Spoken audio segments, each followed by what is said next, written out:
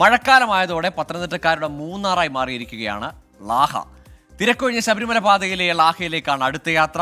കോടമഞ്ഞും താഴ്വര കാഴ്ചകളും ഒക്കെയാണ് ലാഹയെ മനോഹരമാക്കുന്നത്. പത്തനംതിട്ടയിൽ നിന്ന് ശ്രീജിത് ശ്രീകുമാരൻ തയ്യാറാക്കിയ റിപ്പോർട്ടിലേക്ക്. ഹലോ, നമസ്കാരം. ഇന്ന് വെറും ഒരു യാത്ര മാത്രമാണ്, വെറുതെ ഒരു യാത്ര. അങ്ങനെ അടയാളപ്പെടുത്തിയ സ്ഥലമൊന്നുമല്ല. പക്ഷേ ശബരിമല സീസൺ അല്ലാത്ത സമയത്ത് നമുക്ക് ആ പാതയൊന്ന് കണ്ടുവരണം. വടശ്ശേരിക്കര മുതൽ ലാഹ വരെ നല്ല മനോഹരമായ സ്ഥലമാണ്. അവിടേക്കാണ് ഇന്നത്തെ യാത്ര.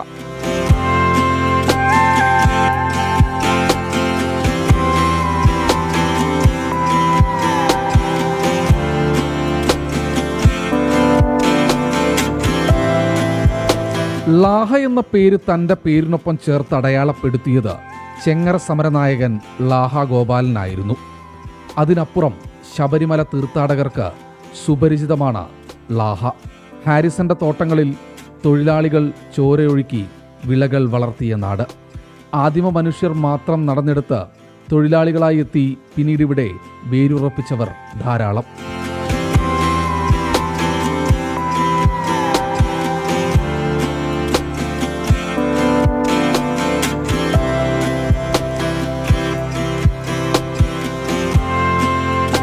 നമ്മളിങ്ങോട്ട് വരുന്ന വഴിക്ക് നല്ല വെയിലായിരുന്നു.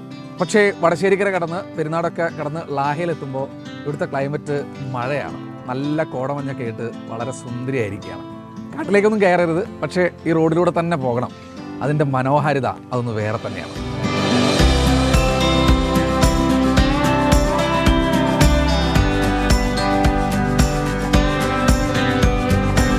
ഒരു മൂന്നാറിലൊക്കെ പോയൊരു പ്രതീതിയാണ് ഇപ്പോൾ ഇവിടെ. എനിക്ക് പുറകിൽ കാണുന്നത്, ഈ കോടയൊക്കെ കാരണം കൊണ്ട് നമുക്ക് എല്ലാവർക്കും കാണാൻ കഴിയുമെന്നറിയില്ല, തൊട്ട് പുറകിൽ ഒരു ബംഗ്ലാവുണ്ട്. ഈ പ്ലാന്റേഷനിലെ മാനേജർക്ക് താമസിക്കാനുള്ള ബംഗ്ലാവാണ്. വർഷങ്ങൾ പഴക്കമുണ്ടെന്നാണ് പറയുന്നത്. നമുക്ക് അങ്ങോട്ട് കയറി ഷൂട്ട് ചെയ്യാനുള്ള അനുമതി നിലവിലില്ല. പക്ഷെ എന്തായാലും കാഴ്ച, ഇവിടെ നിന്നുള്ള കാഴ്ച അതിമനോഹരമാണ്.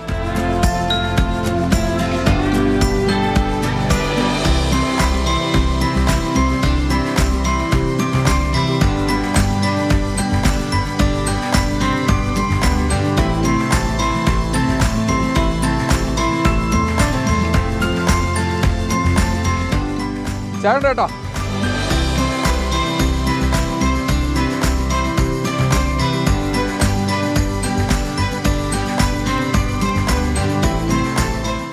ലാഹ എന്ന് പറഞ്ഞാൽ പണ്ട് ലാഹ എസ്റ്റേറ്റ് തൊഴിലാളികളെ ഉള്ളായിരുന്നു.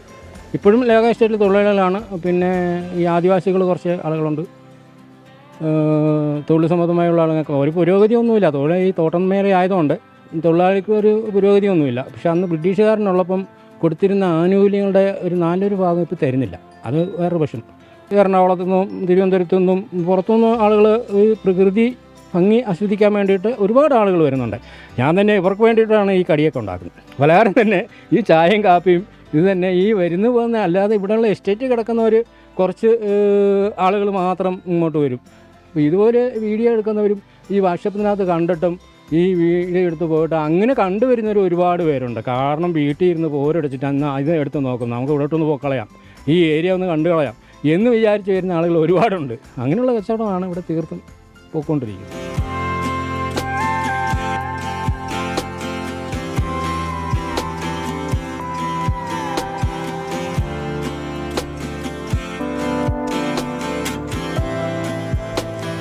ഈ വരുന്ന എല്ലാ മാസവും മലയാള മാസം 1-ാം തീയതി ആകുമ്പം അയ്യപ്പന്മാരുടെ തിരക്കുണ്ടാവും. ആ ഒരു തിരക്ക്. പിന്നെ അത് കഴിഞ്ഞാൽ പിന്നെ നമുക്ക് ഈ നവംബർ ഡിസംബറിൽ വരുന്ന മണ്ഡലകാലത്തിൻ്റെ ഈ ഒരു തിരക്ക്. പിന്നെ ഇപ്പം ഇവിടുത്തെ ഈ പ്രകൃതി ഭംഗി ആസ്വദിക്കാൻ വേണ്ടി ജനങ്ങൾ ഇഷ്ടം പോലെ വരാറുണ്ട്. അന്ന് നമ്മുടെ താഴത്തെ ഭാഗങ്ങളിലെല്ലാം വന്ന് എസ്റ്റേറ്റിൽ ഇപ്പം കാണാൻ നല്ല ഇതല്ലേ, അവിടുത്തെ ആ പാറമടയുടെയും അല്ലാതുള്ള ആ വ്യൂ ഒക്കെ കാണാൻ വേണ്ടിയിട്ട് ആൾക്കാർ വരാറുണ്ട്.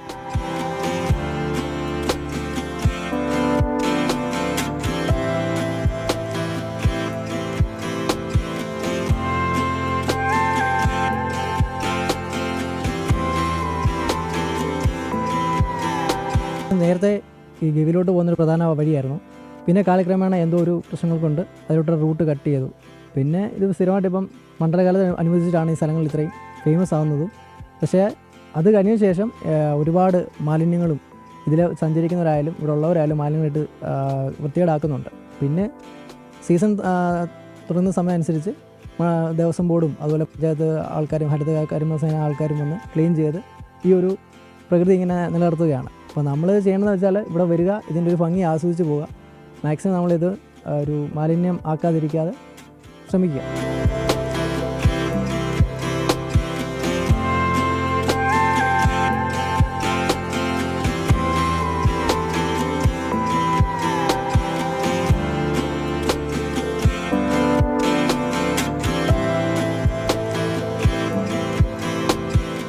ശബരിമല പാതയിലൂടെ ലാഹ വരെയും അട്ടത്തോട് വരെയും ഒക്കെ പോകാം, മഴ ആസ്വദിക്കാം, പ്രകൃതി ഭംഗി കാണാം.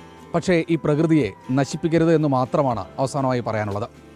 ക്യാമറമാൻ സഞ്ജയ് ഇക്ബാലിനൊപ്പം ശ്രീകുമാരൻ, 24 പത്തനംതിട്ട.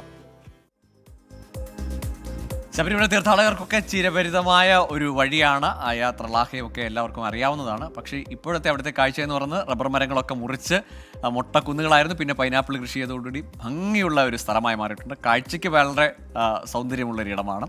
സൂക്ഷിക്കുക, വളവുകളുള്ള വലിയ കയറ്റിറക്കങ്ങളുള്ള റോഡാണ്. അത് മാത്രം സൂക്ഷിച്ചാൽ മതി. അടിപൊളിയാണ് ലാഹ.